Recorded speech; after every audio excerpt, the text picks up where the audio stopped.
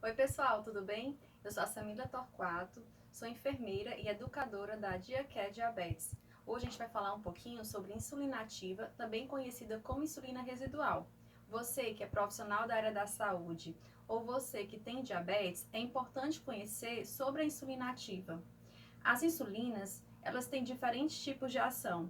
Então, dependendo do tipo, o tempo de ação dela, o pico de ação e o início de ação será diferente. Então, as insulinas ultra rápidas, que é aquela que a gente utiliza para fazer os bolos de correção, bolos de alimentação, elas começam a agir. Normalmente tem um pico de ação em 1 hora e continua com uma ação residual que pode durar de 3 a 5 horas. Então, o que seria essa insulina ativa, né?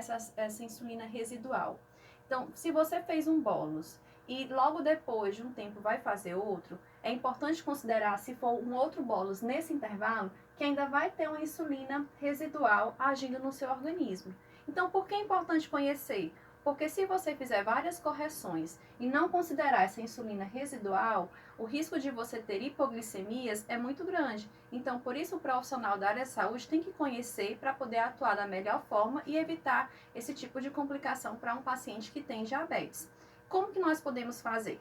Tem de duas formas. Se você usa bomba de insulina, na bomba de insulina a gente pode programar uma insulina ativa que pode variar de 2 até 8 horas. E isso quem vai determinar é o médico, o seu prescritor. Então, quem não usa bomba de insulina, mas você usa seringa, usa caneta, então a gente tem alguns aplicativos, como por exemplo o Glic, que ele te ajuda nesse cálculo. E como seria esse cálculo, gente? Ele vai considerar o seguinte: você vai informar a sua glicemia, vai informar os carboidratos que você consumiu e ele vai fazer o seguinte: o bolo de correção da glicemia, menos a insulina ativa, se houver insulina circulando ainda, e mais a correção do alimento.